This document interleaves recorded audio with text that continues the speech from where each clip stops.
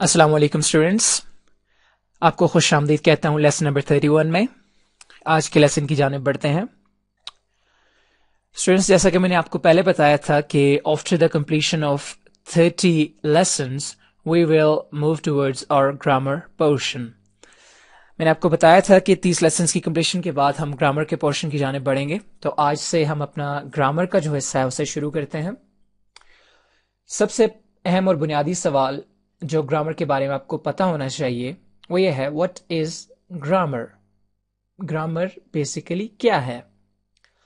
Grammar is the scientific study of a systematic method which provides us information and guidance necessary to learn a language. Grammar एक साइंसी तरीक़ाकार का मरहलावार मुताला है जो कि हमें मुहैया करता है इंफॉर्मेशन एंड गाइडेंस, यानी कि मालूमात और रहनुमाई necessary to learn a language, जो कि एक लैंग्वेज को सीखने के लिए ज़रूरी है। The science of grammar teaches us how a language is spoken and written correctly and effectively.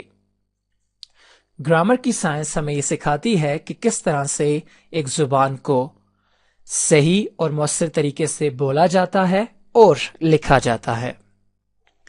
Grammar is primarily concerned with the formation and classification of words and sentences and their practical significance in daily life. Grammar बुनियादी तौर पर ताल्लुक रखती है या deal करती है formation and classification of words, यानी कि अल्फाज की तश्कील और उनकी अक़साम के साथ, and sentences यानी अल्फाज और जुमलों की तश्कील और अक़साम के साथ, and their practical significance in daily life, और इन अल्फाज और जुमलों की जो प्रैक्टिकल सिग्निफिकेंस है, जो कि एक इनकी खासियत है, इनका मकाम है डेली लाइफ में, उसके साथ ताल्लुक रखती है ग्रामर। तो यहाँ पे आपका ये क्वेश्चन क्लियर हो जाता है कि व्हाट इज ग्रामर, ग्रामर क्या है। अब मैं आपको कुछ मिसकॉन्सेप्शंस के बारे में बताऊंगा, कुछ मिसअंडरस्टैंडिंग के बारे में बताना चाहता हूं जो कि हमारे माइंड्स में अक्सर होती हैं ग्रामर के बारे में। Most of us think grammar as the rules of the language. It is not so. हम में से बहुत से लोग ये समझते हैं कि ग्रामर जो है वो लैंग्वेज के रूल्स हैं, लेकिन ऐसा नहीं है। When we say rules, that means somebody first formulated the rules, then spoke the language. तो इससे ये तासुर कायम होता है, इससे ये पता लगता है कि किसी शख्स ने पहले रूल्स बनाए थे और उसके बाद उनको फॉलो करते हुए एक लैंग्वेज वजूद में आई है। हालांकि ऐसा नहीं है।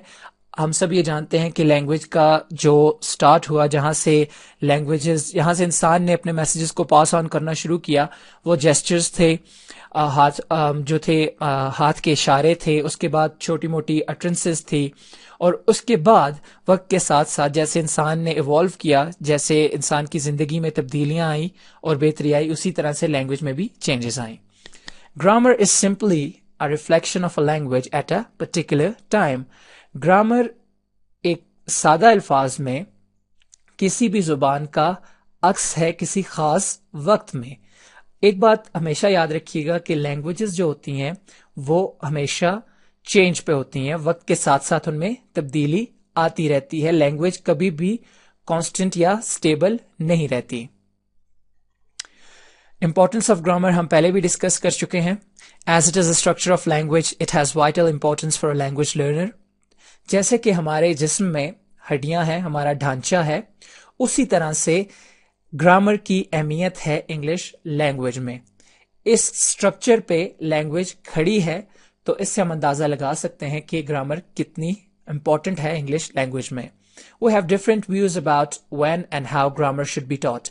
हाँ, ऐसा है कि ग्रामर कब सीखी जाए, कब सिखाई जाए और किस तरह से सीखी और सिखाई जाए, इसके बारे में बहुत सारे ग्रामेरियंस के, लिंग्विस्ट्स के डिफरेंट व्यूज हैं।